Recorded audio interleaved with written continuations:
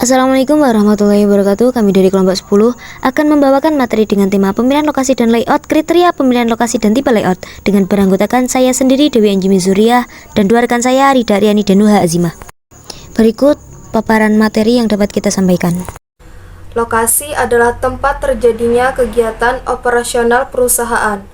Lokasi dalam strategi pemasaran sangat penting karena memiliki dampak yang besar pada keseluruhan resiko dan laba perusahaan. Dalam mengambil keputusan strategi lokasi, biasanya ada hal yang harus dipenuhi, yaitu meminimasi biaya dan pelayanan jasa profesional dengan strategi yang digunakan berfokus pada maksimisasi pendapatan atau memaksimalkan profit. Selanjutnya ada pilihan lokasi meliputi yang pertama, memperluas tempat fasilitas yang sudah ada daripada pindah. Yang kedua, mempertahankan lokasi yang sudah ada sekarang sementara itu tetap menambahkan fasilitas di tempat lain. Yang ketiga, menutup tempat fasilitas yang ada dan pindah ke lokasi lain. Tujuan dari strategi lokasi yaitu untuk memaksimalkan profit atau keuntungan dari lokasi bagi perusahaan. Lokasi dan biaya saling berkaitan karena lokasi merupakan pendorong biaya dan pendapatan, dan keduanya saling mempengaruhi dalam keberhasilan suatu usaha atau kegiatan. Lokasi juga memiliki kuasa utama untuk membuat strategi dalam bisnis perusahaan. Faktor-faktor yang mempengaruhi keputusan lokasi, dalam hal ini memilih lokasi untuk tempat fasilitas menjadi jauh lebih rumit dengan adanya globalisasi, seperti pada bab 2, yaitu globalisasi telah ikut ambil bagian karena perkembangan dari yang pertama ada ekonomi pasar, komunikasi internasional yang lebih baik, kemudahan aliran modal antara negara, dan perjalanan pengiriman yang lebih cepat dan dapat diandalkan. Kelima, ada perbedaan yang besar dalam biaya tenaga kerja. Di samping globalisasi, ada sejumlah faktor yang mempengaruhi keputusan lokasi, di antaranya yaitu produktivitas tenaga kerja, nilai tukar mata uang atau resiko mata uang, biaya. Biaya di sini dibagi menjadi dua, yaitu biaya berwujud, biaya yang dapat dihitung secara langsung dan memiliki wujud fisik yang jelas. Contohnya, biaya bahan baku, biaya peralatan mesin, biaya karyawan, biaya sewa gedung, biaya utilitas yaitu listrik, air, internet, biaya transportasi, biaya pemeliharaan, dan biaya investasi kantor. Biaya tidak berwujud yaitu biaya yang tidak memiliki wujud fisik namun mempengaruhi operasional dan nilai perusahaan. Contohnya, biaya waktu, biaya kesempatan, biaya kualitas pelayanan, biaya kepuasan pelanggan, biaya moral karyawan, biaya reputasi perusahaan. Perbedaan biaya berwujud dan tidak berwujud yaitu biaya berwujud mudah diukur, dapat dihitung secara pasti, tercatat dalam pembukuan, memiliki bukti transaksi. Sedangkan biaya tidak berwujud yaitu sulit diukur secara pasti, bersifat estimasi, tidak selalu dicatat dalam pembukuan, dampak jangka panjang. Selanjutnya ada resiko politik, nilai dan budaya, kedekatan dengan pangsa pasar, kedekatan dengan para pemasok, dan kedekatan dengan para pesaing. Kriteria pemilihan lokasi. Yang pertama ada aksesibilitas, yaitu kemudahan untuk dijangkau. Yang kedua ada visibilitas, kemudahan untuk dilihat. Yang ketiga ada lalu lintas. Dalam hal ini yang perlu diperhatikan yaitu pertama, banyak dan ramainya orang yang lalu lalang memberikan peluang pendorong bagi para konsumen atau pembeli. Kepadatan dan kemacetan menjadi suatu hambatan. Yang keempat ada tempat parkir yang luas. Yang kelima ada ekspansi atau tersedianya tempat yang luas untuk perluasan di kemudian hari. Yang keenam ada lingkungan, daerah sekitar yang mendukung jasa dan produksi. Yang ketujuh ada persaingan, ada tidaknya pesaing sejenis di sekitar lokasi bisnis. Dan yang terakhir ada peraturan pemerintah yang berlaku. Metode mengevaluasi alternatif lokasi. Ada 4 metode utama yang digunakan untuk memecahkan permasalahan lokasi. Yang pertama ada metode pemeringkatan faktor. Metode penentuan lokasi yang menanamkan objektivitas ke dalam proses mengidentifikasikan biaya yang sukar untuk dievaluasi. Yang kedua, analisis biaya volume lokasi, yaitu teknik untuk membuat perbandingan ekonomi dan alternatif lokasi. Yang ketiga, metode sentra gravitasi, teknik matematika yang digunakan untuk menentukan lokasi terbaik untuk poin distribusi tunggal yang melayani beberapa areal. Yang keempat, ada metode transportasi. Ini suatu teknik untuk memecahkan kelas dalam permasalahan pemrograman linear. 6 langkah metode peningkatan faktor.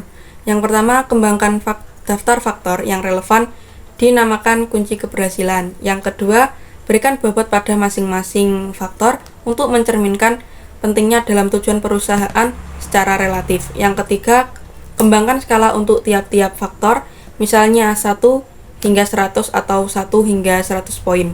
Yang keempat, memiliki skor manajemen pada masing-masing lokasi untuk tiap-tiap faktor dengan menggunakan skala dalam langkah.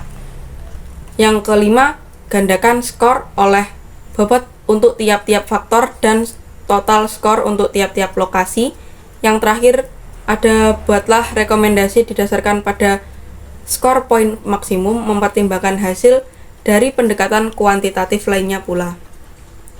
Selanjutnya ada 3 langkah untuk melakukan analisis biaya volume lokasi. Yang pertama, menentukan biaya tetap dan variabel untuk tiap lokasi. Yang kedua, memplot biaya untuk tiap-tiap lokasi dengan biaya pada sumbu vertikal dari grafik dan volume tahunan pada sumbu horizontal.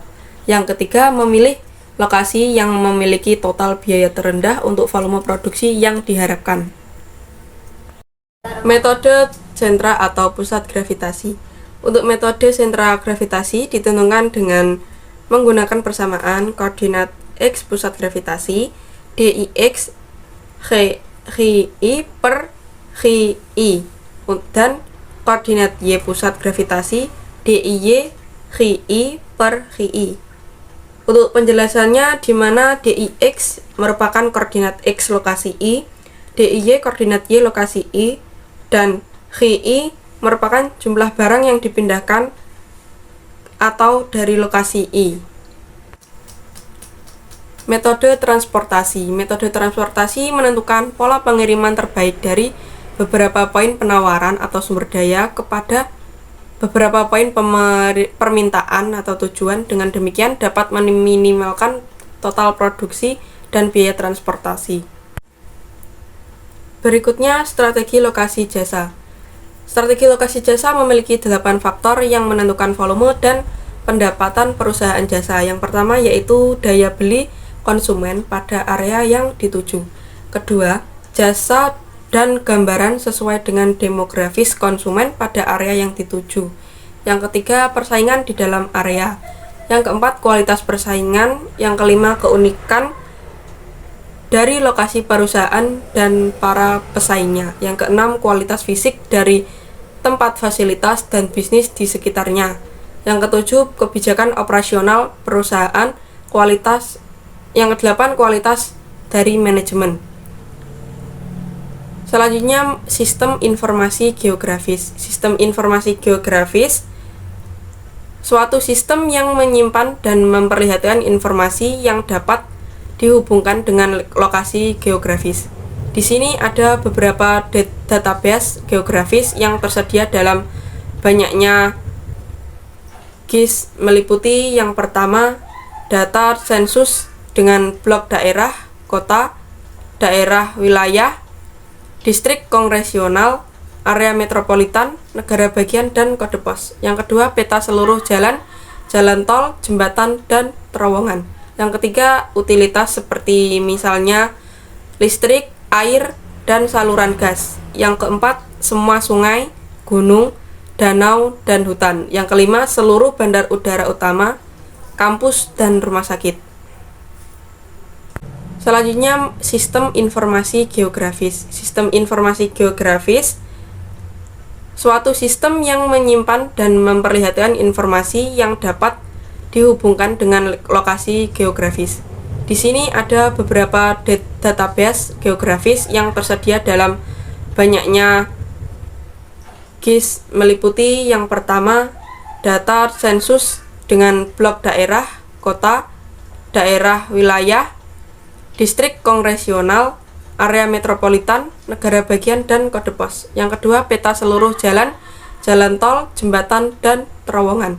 Yang ketiga, utilitas seperti misalnya listrik, air, dan saluran gas. Yang keempat, semua sungai, gunung, danau, dan hutan. Yang kelima, seluruh bandar udara utama, kampus, dan rumah sakit.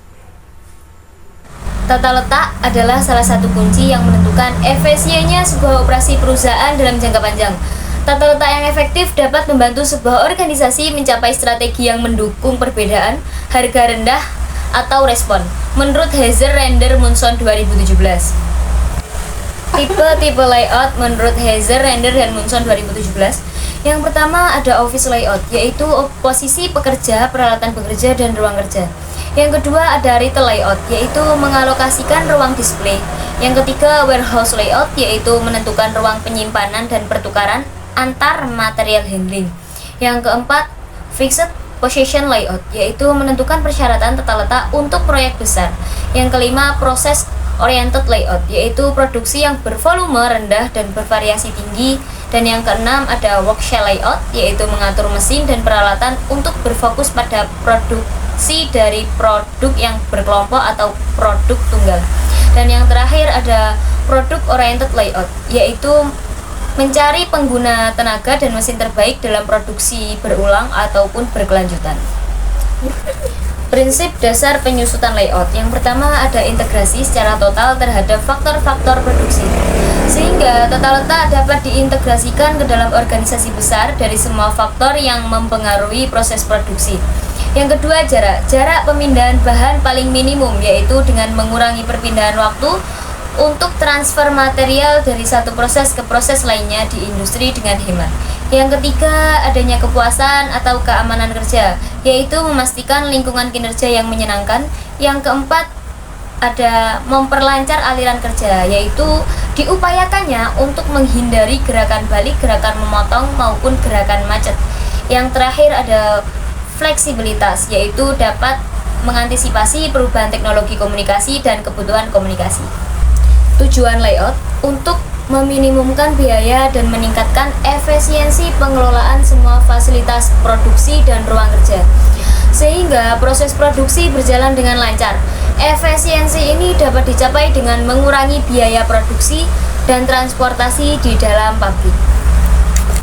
Manfaat layout. Yang pertama, untuk meningkatkan volume produksi, yaitu untuk menjaga proses produksi agar berjalan dengan lancar dan menghasilkan tingkat produksi yang tinggi dan meminimumkan tenaga kerja dan mesin.